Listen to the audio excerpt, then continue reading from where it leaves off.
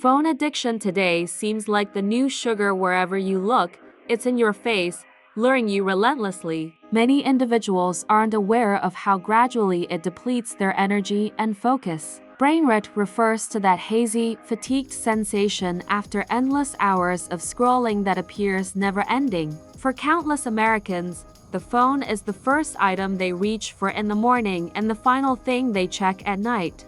Emma noticed something was off when she found herself unable to complete a movie without looking at her phone repeatedly. Just reading one page seemed unmanageable without the desire to scroll. She realized she took her phone during breakfast, despite there being nothing occurring. That persistent pressure left her feeling mentally exhausted, even on days when she experienced no stress at all. This is important because digital burnout is increasingly becoming a significant problem across the United States. Individuals waste time unknowingly switching between applications, losing track of their tasks, and experiencing mental fatigue without an obvious cause. Everyone is aware of that dense, hazy sensation following excessive screen usage. It's turning into a contemporary cultural conflict that nearly everyone can connect with.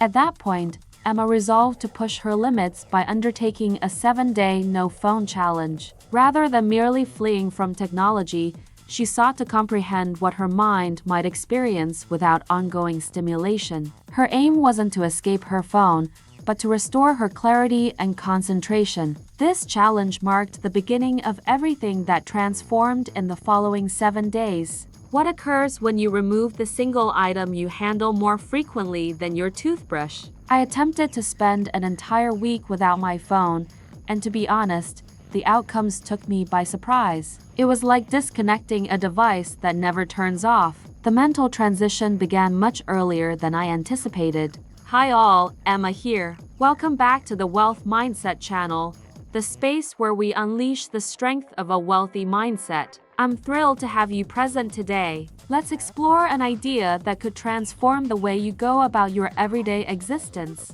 Before we dive in, be sure to subscribe. This channel is perfect for you if you enjoy self-development, mindset enhancement, and lifestyle challenges that drive you ahead. Your assistance enables this community to develop, and there is a lot more headed your direction. Brief note, this video is intended solely for educational and self-improvement objectives. All that I share is based on my personal experiences rather than medical guidance. Apply the suggestions in a manner that aligns with your lifestyle and comfort zone. You have authority over your own path. In this video, I will guide you through the complete 7-day challenge. I'll reveal what surprised me, what assisted me the most, and what genuinely created the impact. You will discover effective methods that you can begin implementing right away. This experience broadened my perspective, and I wish for it to do the same for you. In this video,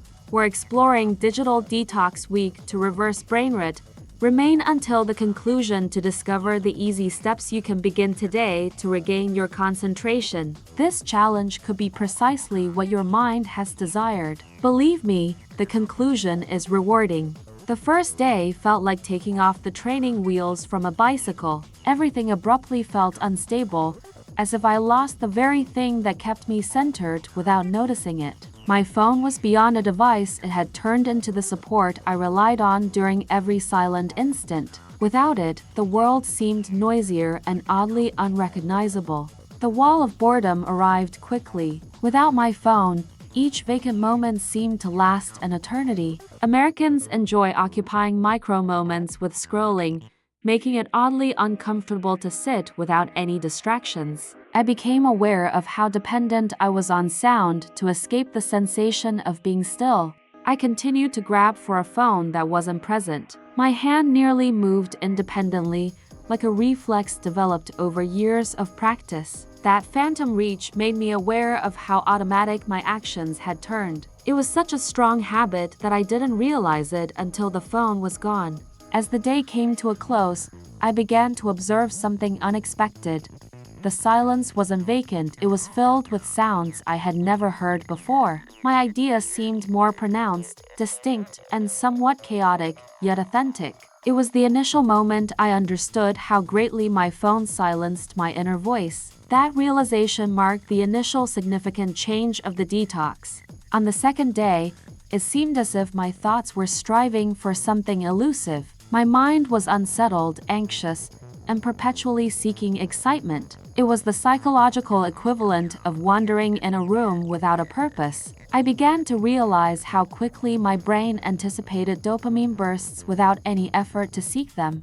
I repeatedly found myself making excuses to use my phone, convincing myself I had to look at something, even when there was nothing to look at. It was incredible observing how frequently my mind attempted to rationalize an old behavior. For numerous Americans, this is the toughest aspect, facing how instinctive scrolling has turned. And by the second day, the reality became unavoidably apparent. Without my phone, I began to realize how frequently I changed tasks without completing any of them. It felt as if my mind had been conditioned to jump from one idea to the next, constantly anticipating something different. I felt cloudy yet oddly conscious of how fragmented I had turned. The second day highlighted the extent of my multitasking addiction more distinctly than I anticipated. However, by the conclusion of the second day, a change occurred. The unease faded into a calm consciousness, as if my mind was rediscovering how to be at peace. I understood that I didn't require persistent sound, I simply lost touch with the experience of silence. That brief moment of tranquility filled me with hope that the detox was effective.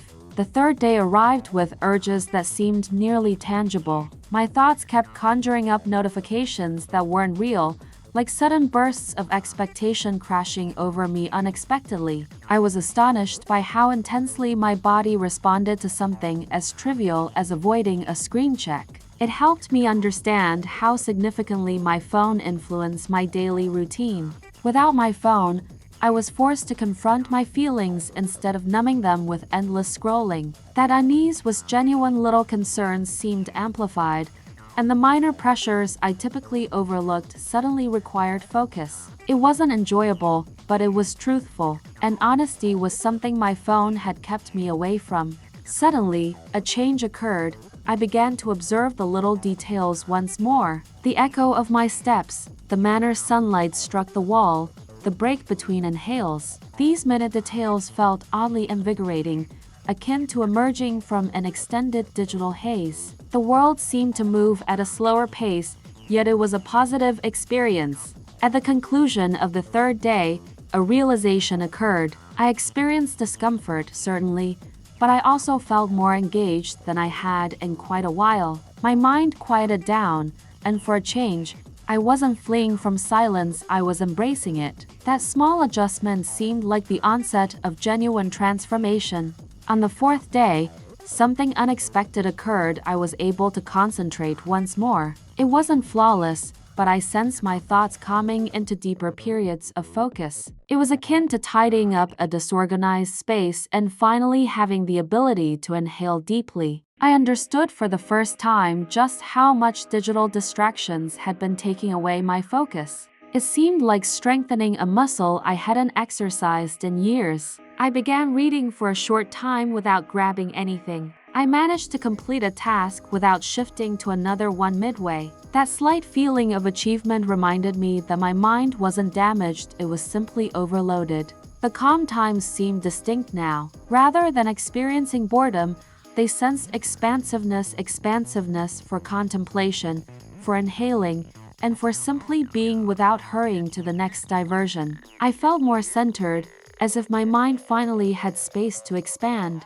On the fourth day, I experienced my first true feeling of mental clarity. By the conclusion of day 4, I experienced an unexpected feeling confidence, not the noisy type, but the soft assurance that I could indeed regain control. The phone no longer mattered. It was essentially demonstrating to myself that I could opt for focus instead of chaos, and that felt strong. The fifth day offered an unexpected feeling of emotional tranquility. The commotion in my mind seemed to quiet down, allowing me to experience emotions with clarity once more. I didn't understand how desensitized constant scrolling had rendered me until I felt this tranquility. It seemed like re-establishing a link with a more tranquil, gentler side of myself. Once the mental distractions were removed, I was able to connect with myself at last. I began posing questions I hadn't considered in ages, such as what I genuinely required,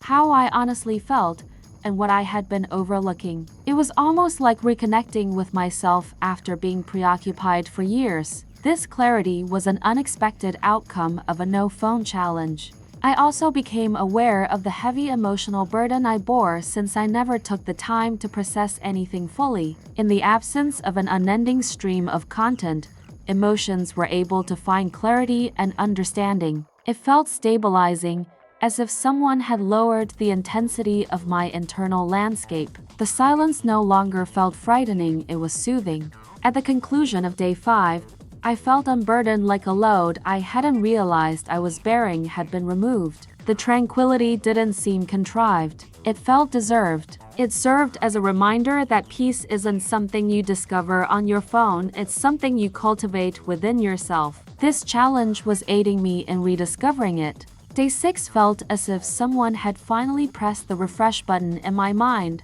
I got up feeling more energized, and my mind seemed lighter than it had been. Chores that once exhausted me now seemed manageable once more. For the first time in quite some time, I experienced true productivity. By avoiding frequent notification checks, I completed tasks more quickly than I anticipated. It seemed as though time stretched since I wasn't repeatedly losing my concentration. I wasn't aware of how significantly micro-interruptions accumulated until I eliminated them. This heightened state of focus seemed uplifting. My thoughts seemed clearer as well. Thoughts came more easily, and I was able to address issues without the typical mental haze. It seemed as though the gears in my mind were operating seamlessly once more. That mental clarity provided me with a drive I hadn't experienced in years. By the conclusion of day 6, I understood an important point.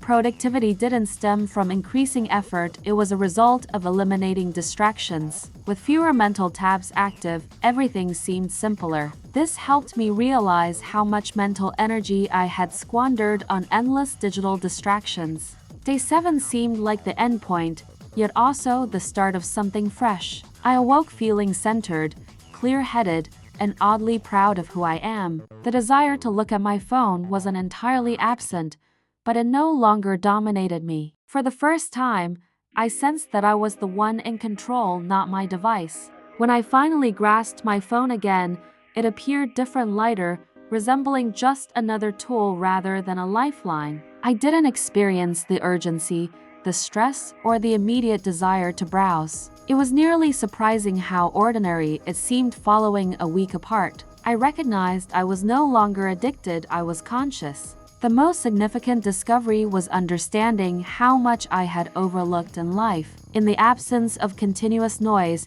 I truly observed others more, dialogues more, and even my own reflections more. It was like moving from a low-definition to a high-definition existence. That realization seemed invaluable. At the conclusion of the challenge, I was not inclined to revert to the previous state. I wanted to avoid mindless scrolling and digital distractions during every quiet moment. I sought equilibrium, lucidity, and purpose. Now, I realize I have the ability to create that. This was not merely a challenge, it was a recalibration. In the last week, we transitioned from disbelief to unease, then to understanding, and finally into emotional recovery and revitalized productivity. This challenge revealed to me how significantly our thoughts transform when we eliminate the distractions. One thing I discovered is that changing phone habits is achievable, and truly, it can transform your life. Ultimately, your focus is among the most precious assets you possess. Regard your mind as a valuable entity, not a storage space filled with diversions. Opting for clarity instead of chaos makes every aspect of life seem more purposeful and significant. Ultimately, your focus is among the most precious assets you possess. Regard your mind as a valuable entity, not a storage space filled with diversions. Opting for clarity instead of chaos makes every aspect of life seem more. Leave a comment below. Would you participate in a no-phone challenge? Which day do you believe would be the most challenging for you? I'm interested in your opinions and personal experiences regarding digital detox. You have been tuned into the Wealth Mindset channel, the strength of a wealthy mindset. I appreciate you taking some time away from screens to be with me today. Nurture your mind, and it will nurture you.